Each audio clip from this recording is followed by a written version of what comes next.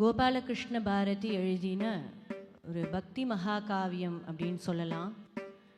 நந்தனார் அப்படின்றவர் 63 நாயன்மார்களில் ஒருத்தர். நந்தனாரனுடைய பெயர் நிறைய தமிழ் இசை பாடல்கள் ஆகட்டும், தேவாரத்தில் ஆகட்டும், சிவபுராணம், இந்த மாதிரி எல்லா இடத்துலையும் நந்தனாரை பற்றின குறிப்புகள்லாம் இருக்குது. 18ஆவதான நாயன்மார் அப்படின்ற ஒரு பெரும் பதவி நந்தனாருக்கு.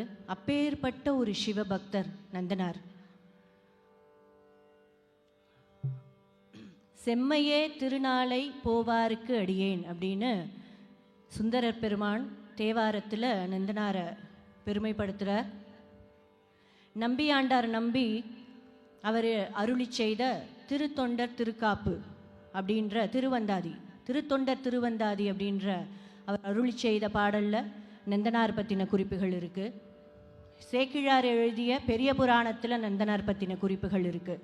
இப்படி நந்தனார் பற்றின குறிப்புகள் எல்லா தமிழ் காவியங்களிலும் நூல்களிலும் எல்லா இடத்துலையும் நந்தனாரனுடைய சிவபக்தியினுடைய ஆழத்தையும் சிவபக்தியினுடைய பெருமையையும், இந்த சிவபக்தியினால் நந்தனார் என்ன வாழ்க்கையில் அடைஞ்சார் அப்படின்ற அந்த ஒரு அழகான தத்துவத்தை பற்றியும் எல்லா இடத்துலையும் குறிப்புகள் இருக்குது.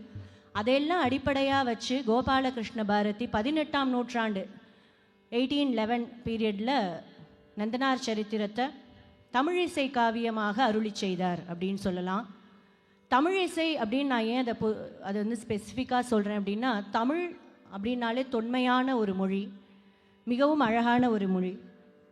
தமிழ் இலக்கியம், செய்யுள், உரைநடை, எதுகை, மோனை, இந்த மாதிரி தமிழில் எவ்வளோ அழகு இருக்கோ அது எல்லாத்தையும் நந்தனார் சரித்திரத்தில் அந்த கிராமப்புற இசையாகட்டும் எல்லாத்தையும், ஒரு கர்நாடக சங்கீதம்னா இப்படி தான் இருக்கணும் அப்படின்னு ஒரு பேட்டர்னில் அந்த கர்நாடக சங்கீதத்தையும் அனுசரித்து ஃபோக்லோர் நிறைய நந்தனார் சரித்திரத்தில் கோபாலகிருஷ்ண பாரதி எழுதியிருக்கார்.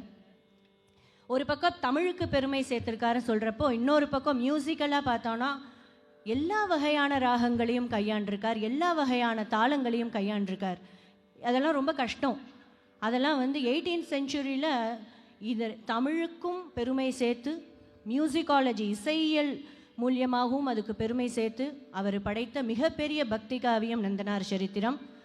தமிழுக்கு இதை விட ஒரு பெருமையான மகுடம் இருக்குமா அப்படின்னா கண்டிப்பாக இதுக்கு இணை இது மட்டுமே அப்படின்னு சொல்லலாம். நிறைய இசை நாடகங்கள் இருக்குது. அதில் நந்தனார் சரித்திரம் நந்தனாரனுடைய பக்தியினால் ஒரு வகையில் அழகு, தமிழ்னால் மேல்மேலும் அழகு, கீர்த்தனைகளாக வசந்து நிற்கிறது அப்படின்னு சொல்லலாம். இன்றைக்கி நந்தனார் சரித்திரம்னா அது 44 கீர்த்தனைகள் இருக்கக்கூடிய ஒரு பெரிய காவியம். ஒரு நாள் பூரா அதை கதா காலட்சேபம் பண்ணலாம். ஆனால் அதில் இருக்கக்கூடிய ஒரு 6-7 கீர்த்தனைகளை இன்றைக்கி நாங்கள் இங்கே சமர்ப்பிக்க உள்ளோம். முதலாவதாக மாயாமாலவ கௌளராகத்தில் சிவலோகநாதரை கண்டு சேவித்திடுவோம் வாரீர் அப்படின்னு நந்தனார் நம்ம எல்லாரையும் அழைக்கிறார். நந்தனார் பார்வையில் கோபாலகிருஷ்ண பாரதி அழைக்கிறார்னு வச்சுக்கலாம். சிவலோகநாதர் திருப்புன்கூர் அப்படின்ற சிவஸ்தலத்தில் இருக்கக்கூடிய மூலவர் சௌந்திரநாயகி உடனுரை சிவலோகநாதர், சௌந்திரநாயகி சமேத சிவலோகநாதர். எல்லாரும் சேர்ந்து சிவலோகநாதரை தரிசனம் செய்யலாம்.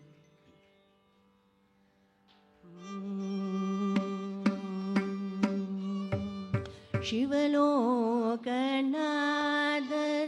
கண்டு சேவித்திடுவோம் வாரீ, சிவலோகநாதனை கண்டு சேவித்திடுவோம் வாரீ, சிவலோகநாதனை கண்டு சேவித்திடுவோம் வாரீ, சிவலோகநாதனை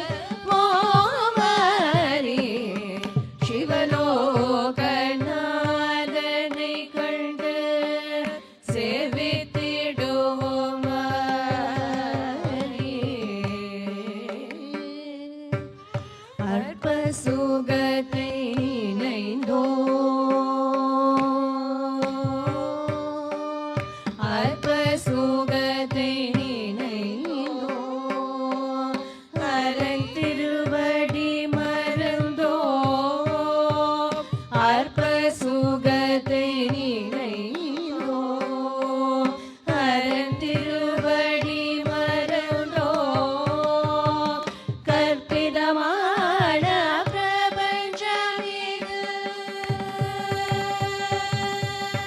கற்பிதமான பிரபஞ்சமிது காலஜாலம் போலே எண்ணி சிவலோக நாதனை கண்டு சேவிதிடுவோம் வாரி. சிவலோக நாதனை கண்டு சேவித்திடுவோம் வாரி. மானுட ஜென்மம் கொடுத்தார் மானுட ஜென்மம் கொடுத்தார் தன்னை வணங்க கரங்களளிதார் மானுட ஜென்மம் கொடுத்தார் தன்னை வணங்க கரங்களளிதார் தேனும் பாலும் போலே தேனும் பாலும் போலே சென்று நேரடியில் நின்று கொண்டு அந்த சிவலோக நாதனை கண்டு சேவிதிடுவோம் வாரி. சிவலோக நாதனை கண்டு சேவித்திடுவோம் வாரி.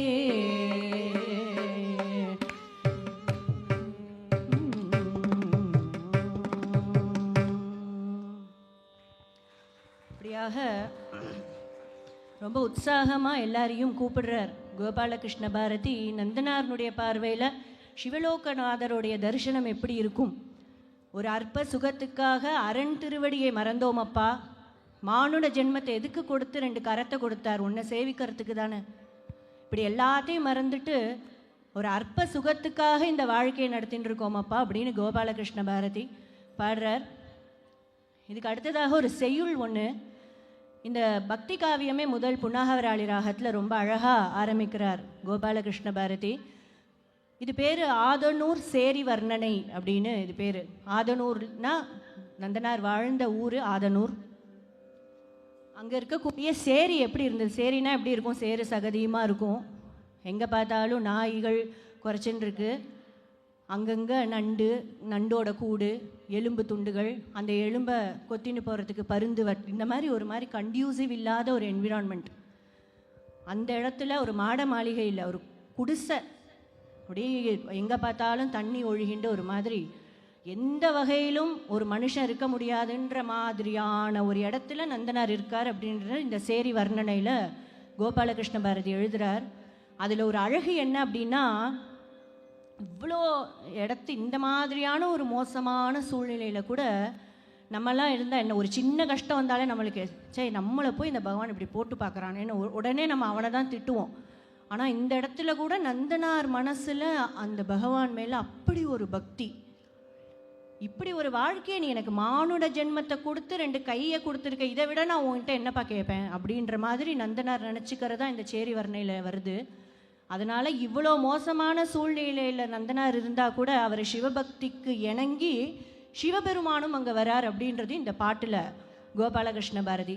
ஈசன் திருவடி நேசமுடன் சாரும் ஒரு புலையர் நந்தனார் அவர் பெயராம் அப்படின்னு இந்த இடத்துல நந்தனார் உடைய வாழ்க்கை எப்படி இருக்குது அப்படின்றத இந்த பாடலில் நம்ம பார்க்கலாம்.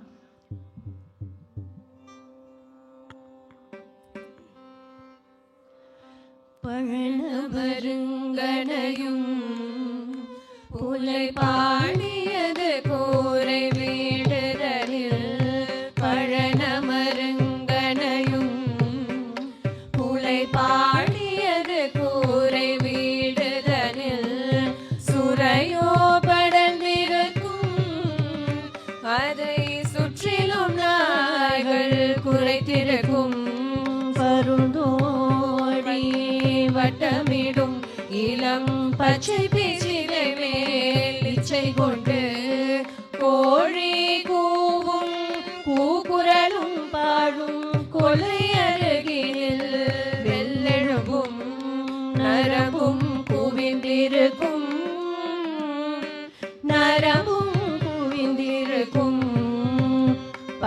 நெட்டி மிதந்திடும் குட்டைகளில் நண்டோ குடியிருக்கும் பறைவாதியமும் வெகு நேர்த்தியுடன் சாரும் ஒரு புனைய அவசாதி முறை தவறாதவரா நந்தனார் அவர் பெயரா வெகு நல்லவராம் இந்த தொழுலகில் அவரே சிவனடியார்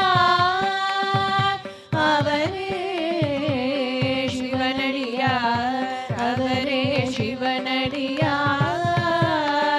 அவரே சிவனடியார் அவரே சிவனடியார் அவரே சிவனடியார் அவரே சிவனடியார் அவரே சிவனடியார் அவரே சிவனடியார் அவரே சிவனடியார் அவரே சிவனடியார்.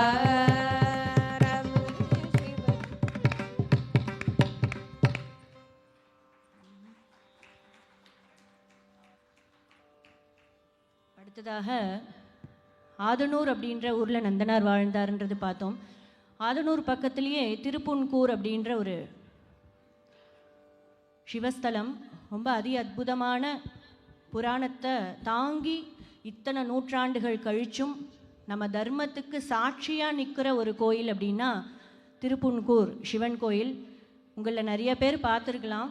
இந்த ஆடுதுறை அப்படின்னா அந்த மயிலாடுதுறை அந்த பக்கம்லாம் போனால் சின்ன சிவன் கோயிலிருந்து பெரிய சிவன் கோயில் வரைக்கும் எல்லாமே ரொம்ப அழகு வாய்ந்த புராணங்களை தாங்கி சுமக்கக்கூடிய ஒரு தர்மஸ்தலங்கள் சொல்லலாம். அப்பேற்பட்ட பெருமை வாய்ந்தது நம்ம சோழ நாடு. இந்த சோழ நாட்டில் இருக்கக்கூடிய இந்த திருப்புன்கூர் அப்படின்ற கிராமத்தில் சிவலோகநாதர் நம்ம இப்போ பார்த்த மாதிரி சிவலோகநாதர் இருக்கார். நந்தனார் தரிசனத்துக்காக போகிறார். தேரடையிலிருந்து பார்த்தா சிவலோகநாதரை தரிசனம் பண்ண முடியல. ஏன் அப்படின்னா சிவன் கோயில்னாலே சுவாமிக்கு முன்னாடி இருக்கக்கூடியது நந்தி பகவான்.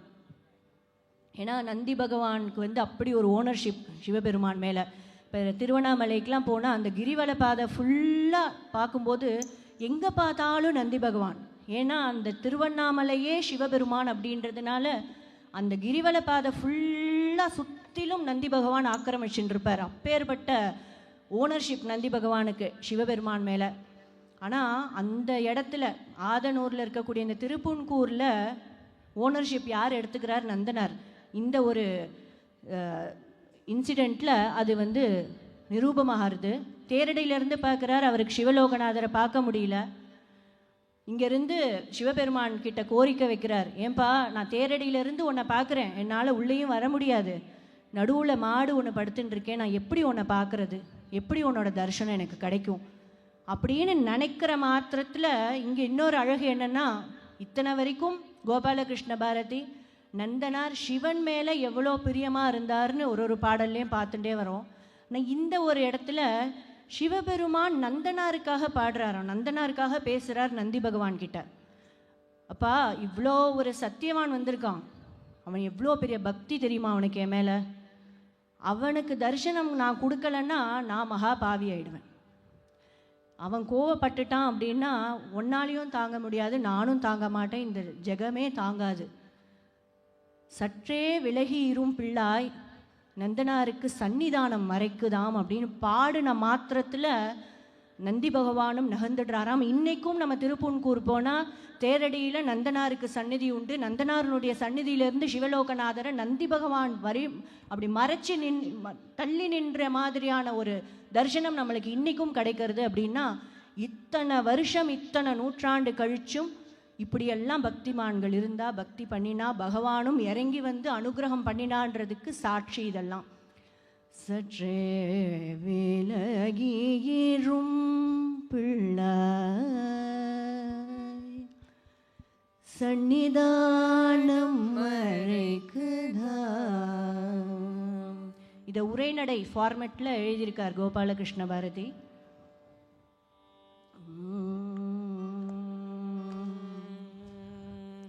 சற்றே விலகிரும் பிள்ளாய்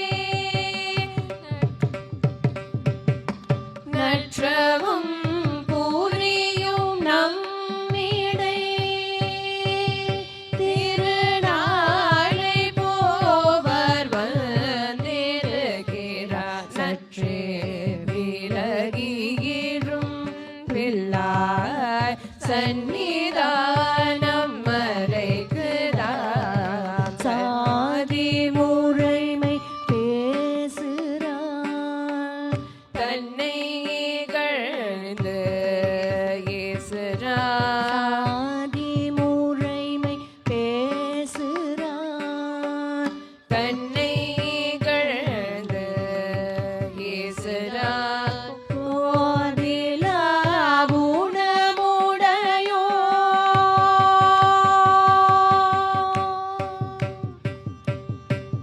கோதிலா குணமுடையோ கோபம் கொண்டால் தாளமாடா சற்றே விலகியிரும் பிள்ளாய் சந்நிதானம் மறைக்குதாம் பக்தியில் கரை கண்டவன் பார்த்து பார்த்து உண்டவள் பக்தியில் கரை கண்டவன் பார்த்து பார்த்து உண்டவள் சித்தம் கூறாயில் நாமது செல்வம் சித்தம் கூறாயில் நாமது செல்வம் முற்றும் கூறையும் தயவு செய்து சிற்றம் கூறையில் நாமது செல்வம் முற்றும் கூறையும் தயவு செய்து சற்றே விலகியிரும் பிள்ளாய் சந்நிதானம் மறைக்குதாம் சற்றே விலகியிரும் பிள்ளாய் சந்நிதானம் மறைக்குதா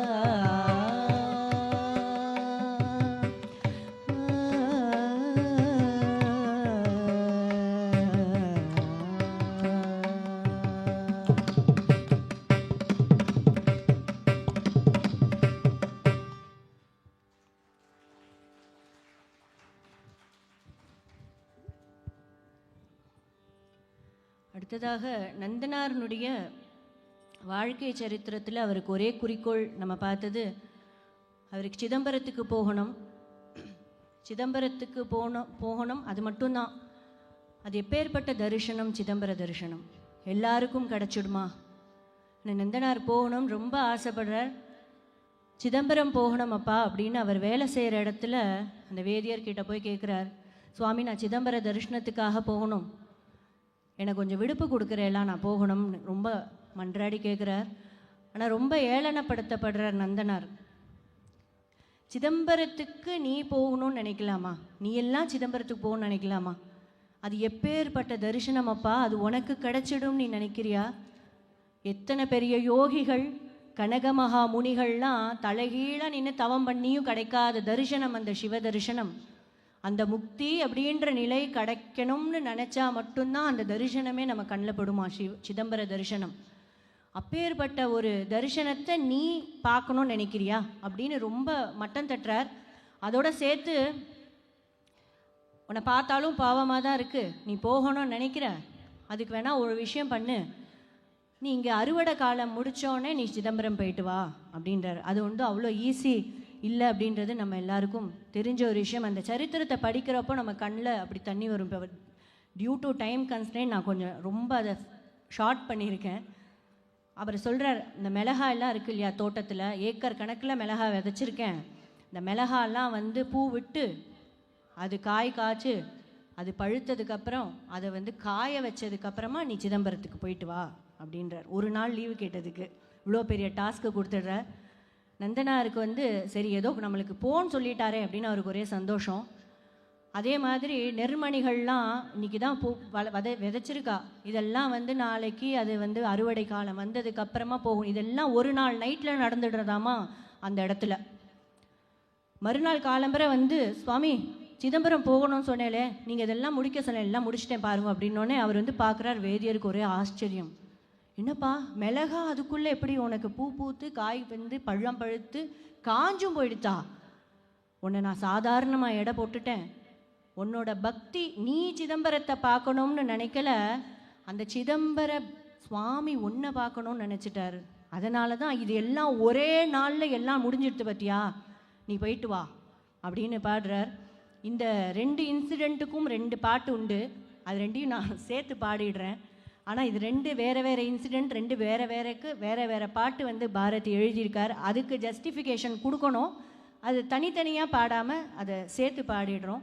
முதல் நந்தனார் கோரிக்கை வைக்கிறார் சிதம்பரம் போகணும்னு, அதுக்கப்புறமா சிதம்பர தரிசனத்தை நிராகரிக்கிறார் வேதியர். அது 2 பாட்டையும் இப்போ பார்க்கலாம்.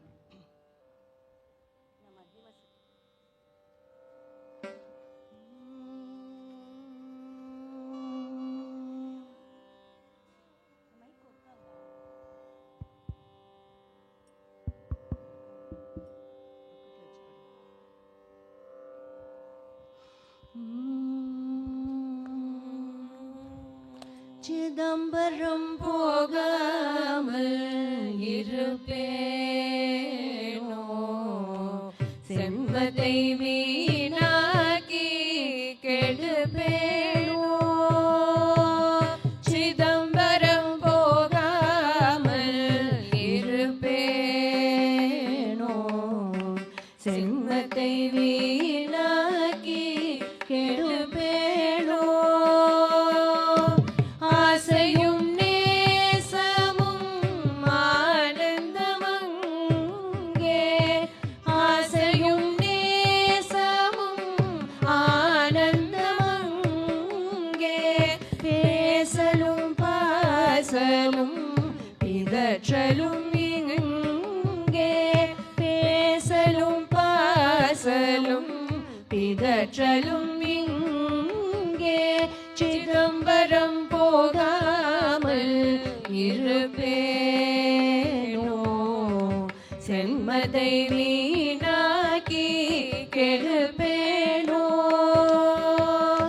பக்தியும் மனமும் பொருந்தினதங்கே, பக்தியும் மனமும் பொருந்தினதங்கே. சத்தியம் சொன்னே சடலமும் இங்கே, சத்தியம் சொன்னே சடலமும் இங்கே. சிதம்பரம் போகாமல் இருப்பேனோ, செம்மதை வீணாக்கி கெடுப்பேனோ.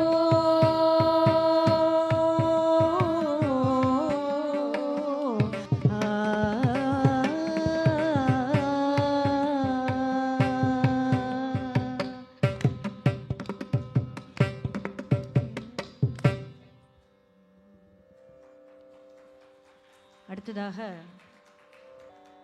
இந்த சிதம்பரம் போகிற வழியெல்லாம் நந்தனாருக்கு வந்து சிதம்பர தரிசனம் போக அனுமதி வந்ததுக்கப்புறம் சிதம்பரம் போகிற வழியெல்லாம் அந்த சிதம்பர நடனத்தை பற்றின அழகும், சிதம்பர நடனம் எப்படியெல்லாம் இருந்தது, அது காஸ்மிக் டான்ஸ் இல்லையா.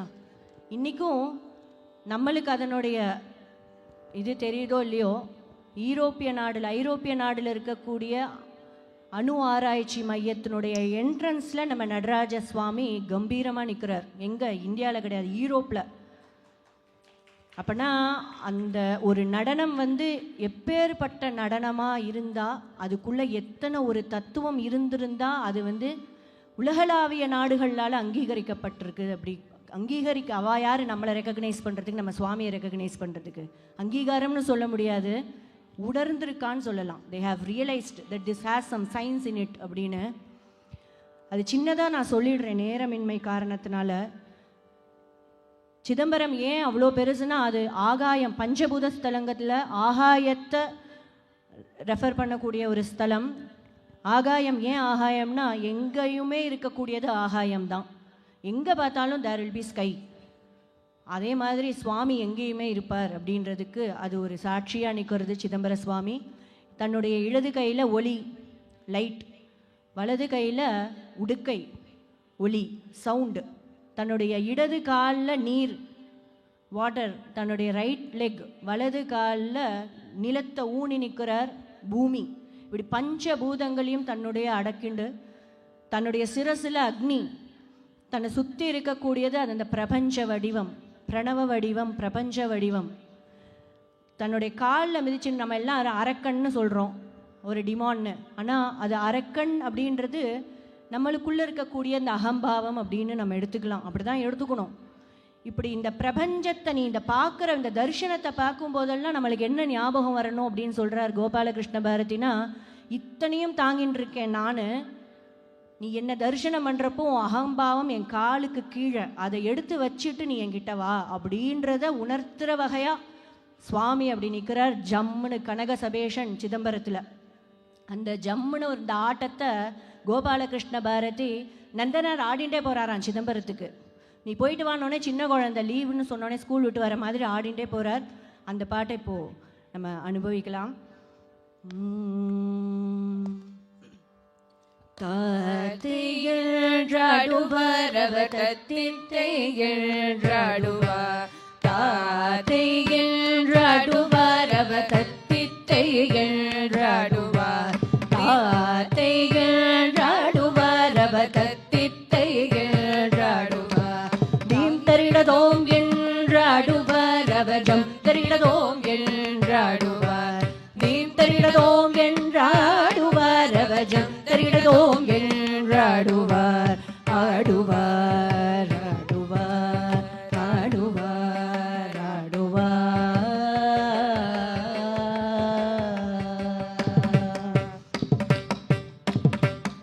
ஆதி பராபரம் ஆதி பராபரம் ஆகிய சித்து, ஆதி பராபரம் ஆகிய சித்து, ஆனந்தம் கொண்டோரு காலை எடுத்து, ஆதி பராபரம் ஆகிய சித்து, ஆனந்தம் கொண்டோரு காலை எடுத்து, தாத்தையழ்றாடுவார் அவதத்தித்தையழ்றாடுவார், தீம் தரிடதோம் என்றாடுவார் அவதம் தரிடதோம் என்றாடுவார். ஆடுவார் ஆடுவார் ஆடுவார் ஆடுவார்.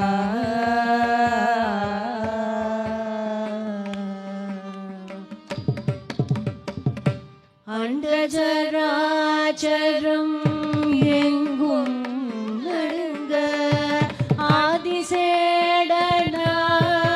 மொழிகள் நெடுங்க, பாழ்புகழும் தில்லை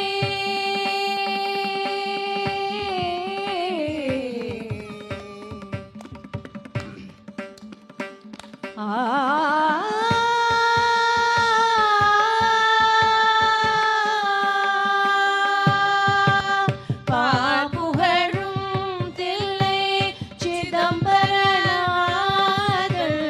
பாழ்புகழும் தில்லை சிதம்பரநாதர்,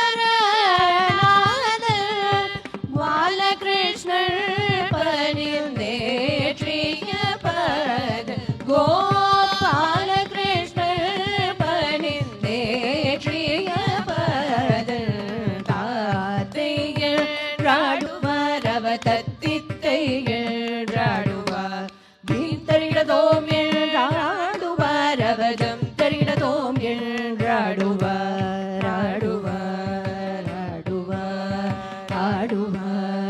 ஆடுவார்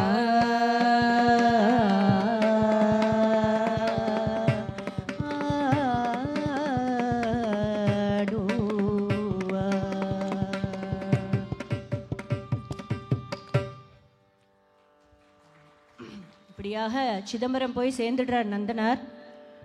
அவருக்கு சகல வேத மரியாதைகள், கோஷங்க மரியாதைகள், வாத்திய மரியாதைகள் எல்லாத்தினுடைய தரிசனத்துக்கு உள்ளே அழைச்சிட்டு போனோடனே சிதம்பர சுவாமியினுடைய தரிசனம் கிடச்சிடுறது. அவ்வளோ எளிதில் ஒரு உள்ளே போகலை.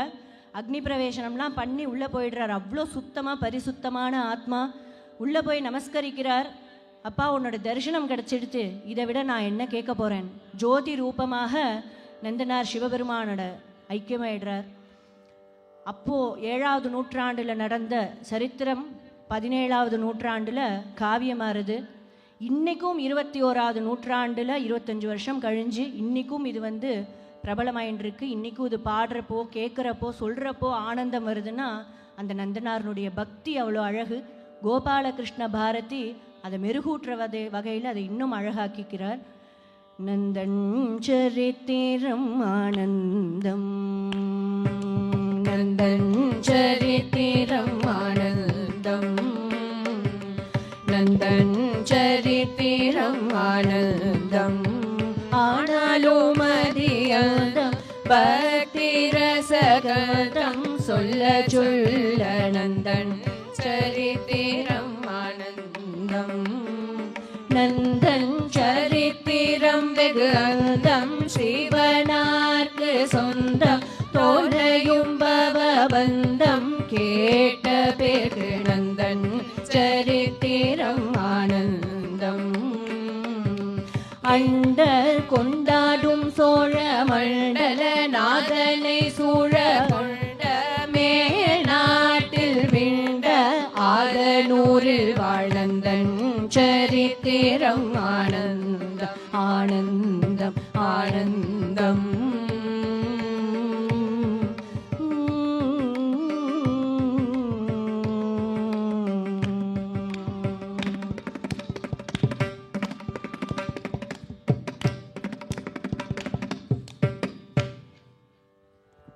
ரொம்ப நன்றி. எங்களுக்கு இந்த ஒரு வாய்ப்பை கொடுத்த கோவையில் திருவையாறு க்ரூ எல்லாருக்கும் எங்களுடைய மனமார்ந்த நன்றிகள். எங்களுக்கு இன்னைக்கு வீணையில் அக்கம்பெனி பண்ணியிருக்கக்கூடிய ஸ்ரீ ஆனந்த் அண்ணா அவர்களுக்கு என்னுடைய ஆத்மார்த்தமான நன்றிகள். அண்ட் ஸ்ரீ பரத் அவர்களுக்கும் என்னுடைய நன்றிகள். இங்கே இருக்கக்கூடிய என்னுடைய மாணவிகளுக்கும் அவளுடைய பெற்றோர் எல்லாருக்கும் என்னுடைய ஆத்மார்த்தமான நன்றிகளை தெரிவிச்சுக்கிறேன். நன்றி. நந்தனார் சரித்திரம் all of school of fines உரிமையாளர் ரேவதி மேடம் அவர்களுக்கு நன்றி.